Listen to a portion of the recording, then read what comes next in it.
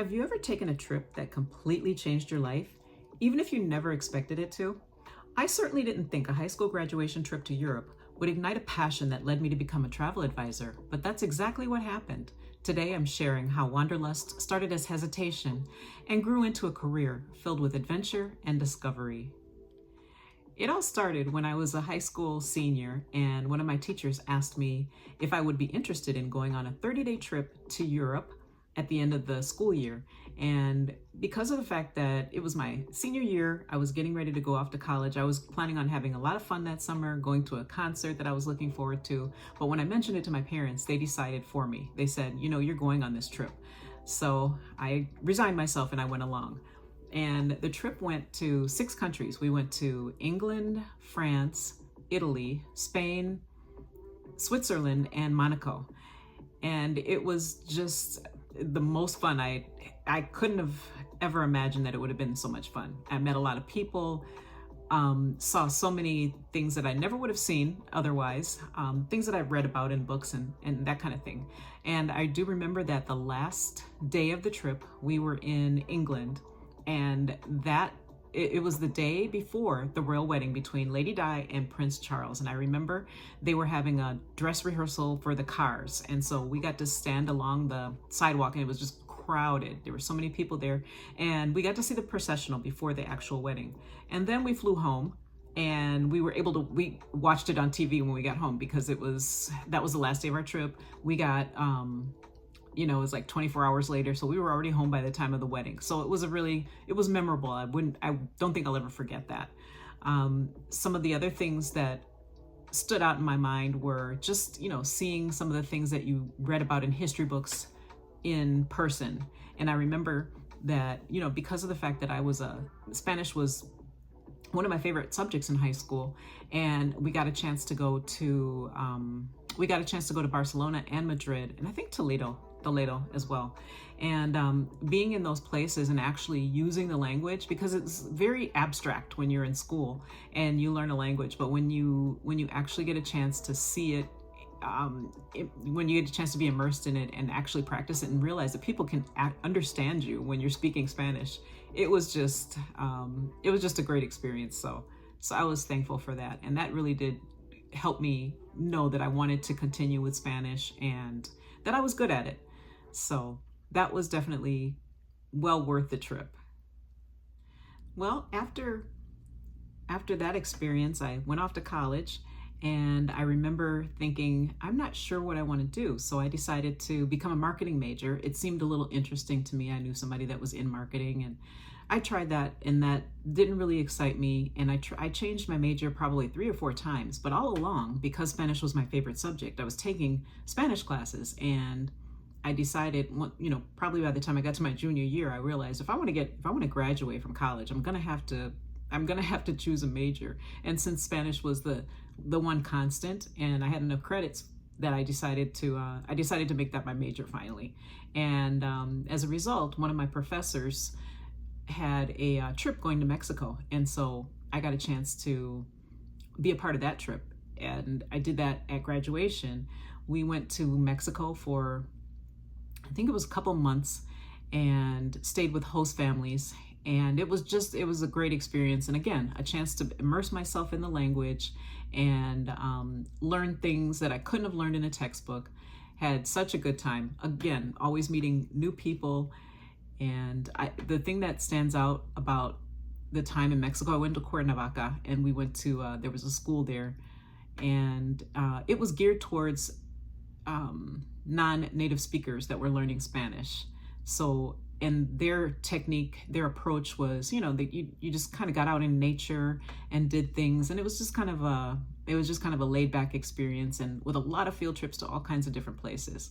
And I remember the first host family that we stayed with wasn't really the best fit for us. I had a roommate, and the two of us I remember spending Christmas Day watching David Letterman, because they went with their family to celebrate Christmas without us. And apparently they didn't think that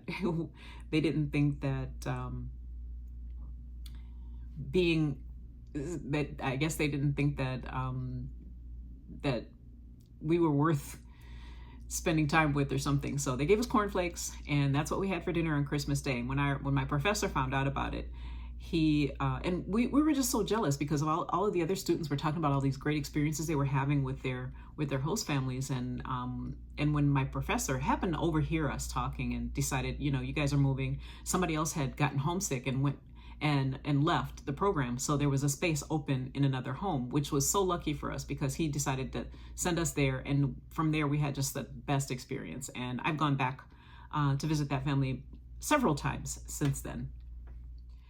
And just like the beginning of my college experience, I wasn't sure what to do. Now I have a degree in Spanish, and I'm still not sure what to do with it, but I knew that was something that I enjoyed. So I had to figure out what I was going to do, and decided to become a substitute teacher while I figured things out. And eventually came to the conclusion that, since I'm substitute teaching, I kind of like this, and I went and got my teaching certification, became a teacher, which led me to wanting to take students on trips. And we started by taking kids on just regular trips where you find a trip in a catalog and you take the students. And to me, it felt like a death march because the students, they had fun because they were just shopping. I don't think that they saw the fun in educational travel the way I had hoped they would. The type of food that they were given to eat by the companies that led these tours was just bad food. It didn't reflect the culture or anything of the country that we were visiting. So we decided, my colleague and I, Ale, and I did an episode with Ale about our trips, a little bit more in depth into that. But we decided that since this wasn't quite what we wanted to do an exchange. I went to Spain as to get my master's when, I don't even know what year it was. I went to Spain and decided that I wanted to get my master's there because I wanted to have an immersion experience, and I just wanted it to be something that I could take back and share things with my students. So in the process of doing that, I met a teacher from Spain who taught English, and she kind of had the same ideas as me. She wanted to bring her students to the United States so that they could get an authentic experience, so they could be immersed as well. And so we decided that we would do an exchange, and every other year we took our students to Spain, and in our off years they brought their students to the United States, and it was the best thing in my career, I think. When we did that, the students stayed with host families. We matched them with their peers, and we as teachers stayed with our colleagues. So we got a chance to compare and contrast all kinds of things as far as, types of transportation, for example. In the United States, everybody drives to work. Not everybody, but the majority of us drive to work. And when we were in Spain, we got to take the metro. I don't know that everybody thinks that's a luxury, but I enjoyed it because I didn't have to drive. It's just really nice just to be able to sit down and let somebody drive you. So that was a great experience for us as teachers. But on the other hand, the students, they got the same amount of enjoyment out of it, and they made lifelong friends just like we did. And I just saw that the difference in those types of tours, and felt that was really what was needed. The students got a chance to taste authentic food instead of just the food that the hotels offer, because they know that if you don't have any connection, how are you going to see the importance of this? So I think that was the reason that it was necessary to do the cultural exchange. A lot of the kids that were part of the program have lifelong friends now, with people from Spain, and probably from other countries as well, because they've gone on to go back and visit them over and over again. So they're meeting other generations. They're traveling with them, doing all kinds of things, and it was a result of this program. That wouldn't have happened if we just took them on a tour where they stayed in a hotel. They didn't have any interactions with people their own age, and so it was just the best. It was the best time ever. The only sad thing about that program was that, like all good things, it had to come to an end. I decided to retire. The teachers from Spain went on to do different roles, as well as my colleague Ale, and so we had to stop our exchange program, but we still maintain a friendship and we go back and forth to visit each other all the time. I talk to some of the students that we've traveled with from time to time, and they're still, I think this impacted their lives as well. But as a result of that, I didn't want to stop traveling, and I didn't want to stop these exchange programs. And so I decided I would become a travel advisor and make it possible for teachers that want to lead trips with their students and want to have something meaningful. I wanted them to have a way to do this without having to reinvent the wheel, because when we did this program, we had to do everything from the ground up, and it was just such a pleasure to do that. I wanted to do that for other people. So in addition to planning, to being a full service travel agency, I do spend lots of time trying to let teachers know what it is that I do so that I can help them do the same thing.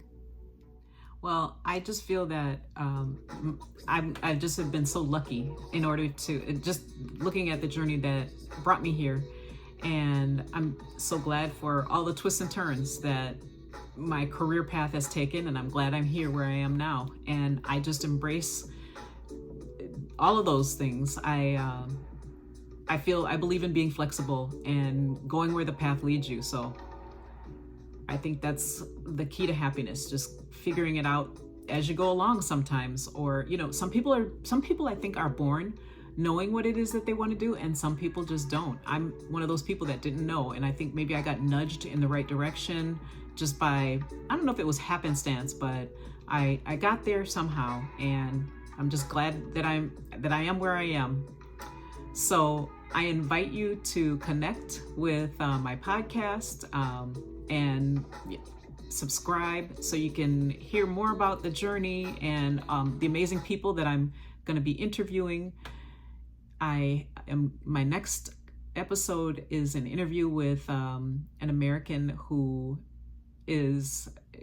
has moved off the mainland. She lives in St. Croix now, so you'll get to hear about her adventures in the next episode after this. So I hope you will have a listen. Until next time, thank you and see you soon.